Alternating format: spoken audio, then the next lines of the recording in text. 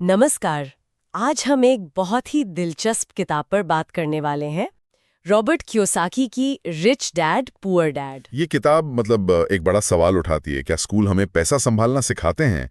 हमारी जो फाइनेंशियल सोच है उसे कैसे बदला जा सकता है? बिल्कुल। और हमारे पास जो आज स्रोत है वो इसी किताब की एक अच्छी समीक्षा है। ये समीक्षा इसके जो मुख्य आइडियाज हैं, जो शिक्षाएं हैं, उन्हें सामने रखती है। हाँ। और हमारा मकसद यही है कि आज इस बातचीत में हम किताब के जो जरूरी सबक हैं उनको समझें। ये वित्तीय स्वतंत्रता, फाइनेंशियल फ्रीडम के लिए एक अलग ही नजरिया देते हैं। सही। खासतौर पर वो जो फर्क बताया गया है लेखक के दो पिताओं में, एक उनके अपने पिता जो पढ़े लिखे थे पर आर्थिक रूप से संघर्ष कर रहे थे, पुअर डैड, और दूसरे उनके दोस्त के पिता जो बिजनेसमैन थे, रिच डैड। इनके नजरिए का जो कंट्रास्ट है वही इस किताब का कह सकते हैं केंद्र है। हाँ, और ये कॉन्ट्रास्ट ही है जो सोचने पे मजबूर करता है ना। चलिए, समीक्षा में जो मुख्य बातें बताई गई हैं उन्हें एक एक करके देखते हैं।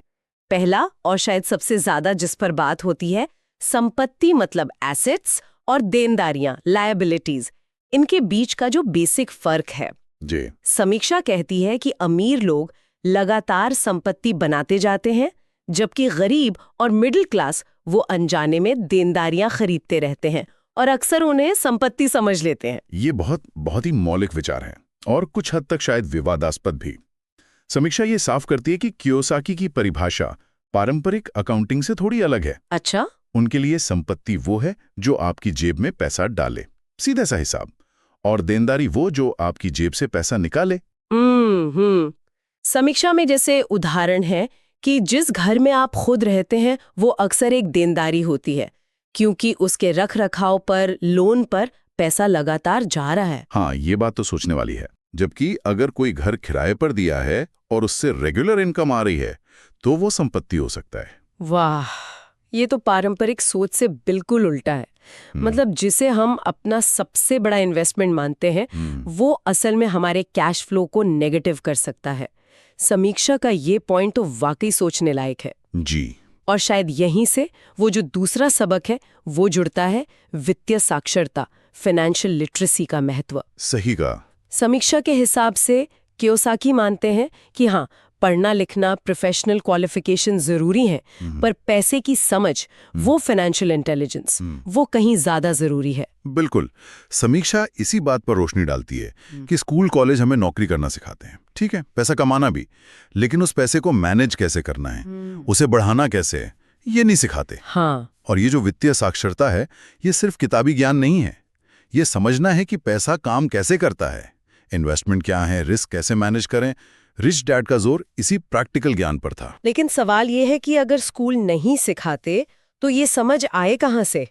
क्या समीक्षा इस पर कुछ बताती है? हाँ, समीक्षा इशारा करती है कि ये ज्ञान आपको खुद हासिल करना होगा, किताबें पढ़कर, सेमिनार में जाकर, और सबसे जरूरी करके सीखने से, गलतियां करके सीखने से। अच्छा। और यहीं पर तीसरा सबक आता है जो समीक्षा बताती है, सिर्फ सैलरी के लिए काम मत करो, सीखने के लिए काम करो। हो, ये इंटरेस्टिंग है। मतलब ऐसी जॉब्स या मौके ढूंढो जहां आपको पैसे का management, investment, marketing, sales, leadership, ये सब सीखने को मिले।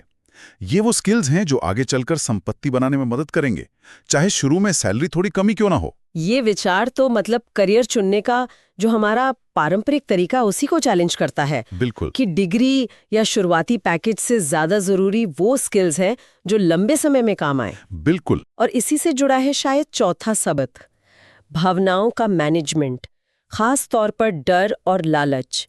समीक्षा कहती है कि ज्यादातर लोग फाइनेंशियल रूप से इसलिए सफल नहीं हो पाते क्योंकि उनके फैसले इन दो भावनाओं से चलते हैं। एकदम सही। पैसा खोने का डर ये लोगों को सेफ खेलने पर मजबूर करता है, वो बड़े मौके छोड़ देते हैं। हाँ।